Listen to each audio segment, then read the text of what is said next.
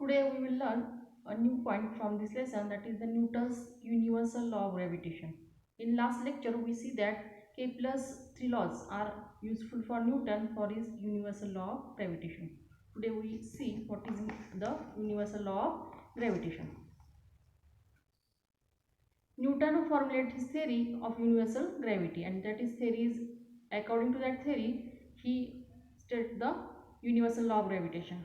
What is the law? See here, every object in the universe attracts every other object with a definite force, and this force is directly proportional to the product of the masses of the two objects and is inversely proportional to the square of the distance between them. This is the universal law of gravitation. It is stated by the Newton. Law states that every object in the universe attracts every other object with a force, and this force is directly proportional to the product of the masses and inversely proportional to the square of the distance between them. You can see the diagram 1.5. Here we see the universal law of gravitation concept clearly. The introduction to scientists, this part is deleted from the syllabus, therefore you can read, but it is not asked in the examination. See the figure 1.5. According to universal law of gravitation, here we see two objects are shown. The mass of first object is m1 and mass of second object is m2. These two objects are attracted towards each other by the force F. It is shown in the diagram, and the distance between the two objects is d. Now, according to universal law of gravitation, the two objects having the mass m1 and m2 attracts towards each other by the force F, and distance between them is d. It is shown by this equation, that is the F is directly proportional to m1 into m2 upon d square, means force is directly proportional to product of the masses of these two objects and inversely proportional to the square of the distance between them, or it is also can be shown as F is equal to G m1 into m2 upon d square. Here G is the constant of proportionality and it is also called as the universal gravitational constant. Capital G is used for this. It is a constant of proportionality or universal gravitational constant.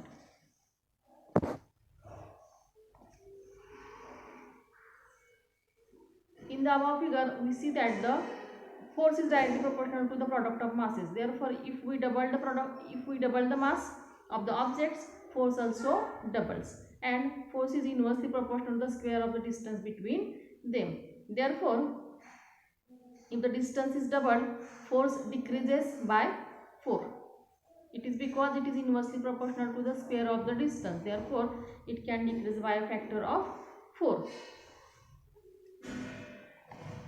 Here, if the two bodies given are spherical as shown in the figure, then the distance between the two objects, that is the distance between the center, is taken to be d. And in case of the object which are not spherical or have irregular shape, then the direction of the force is along their joining line of the centers of mass, and d is taken as the distance between the two centers of the mass.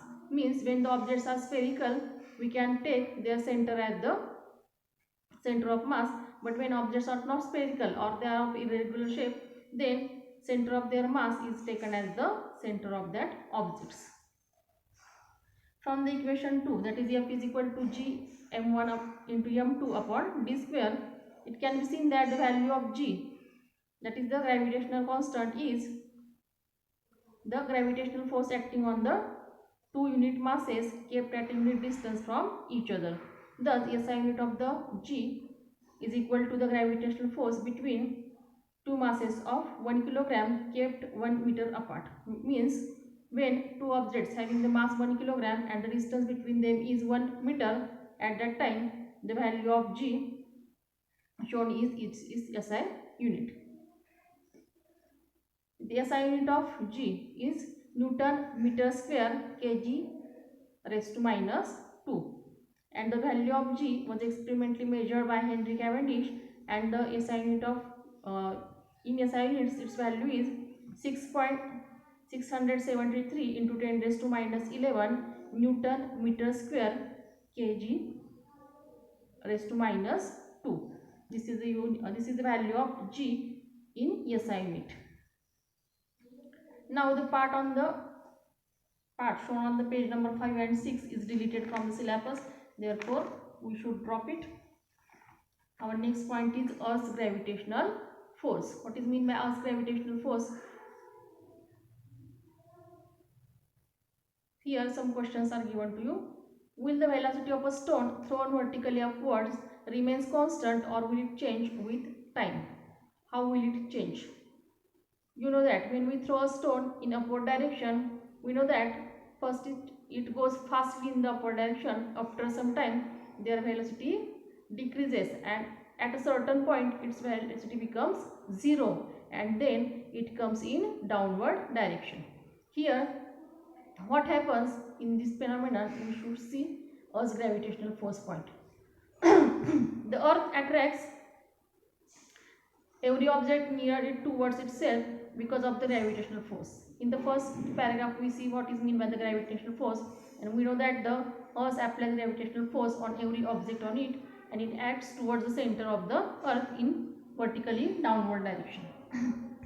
The center of mass of the Earth is situated at its center, so the gravitational force of any object due to the Earth is always directed towards the center of the Earth. Because of this, objects falls vertically downward direction on the Earth. You know that in Newton's experiment, apple falls down towards the Earth in vertically downward direction. In the same way, every object coming in downward direction comes towards the center of the Earth in vertically downward direction. It is due to the gravitational force.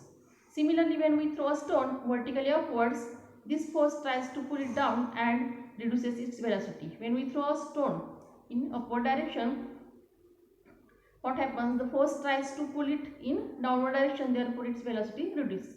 We oppose the gravitational force and throw the stone in the upward direction. At that time, the gravitational force acting on that stone tries to pull it towards the Earth. Therefore, after some time, the stone's velocity becomes 0 and it starts to come in vertically downward direction.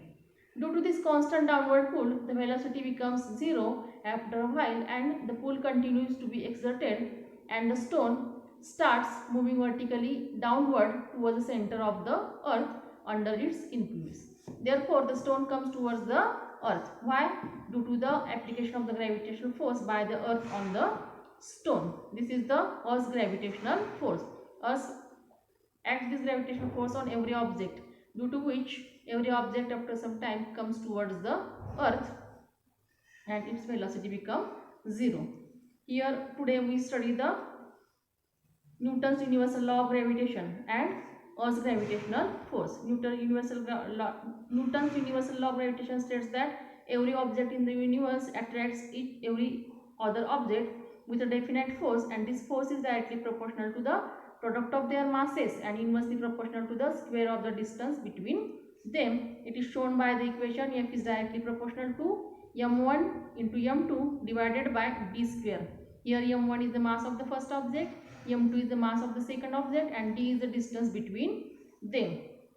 It can also shown by the F is equal to G m1 m2 upon d square, where G is the constant of proportionality or universal gravitational constant, and its value is in SI unit. Value of G is 6.673 into 10 raised to minus 11 Newton meter square kilogram raised to minus 2. This is the unit of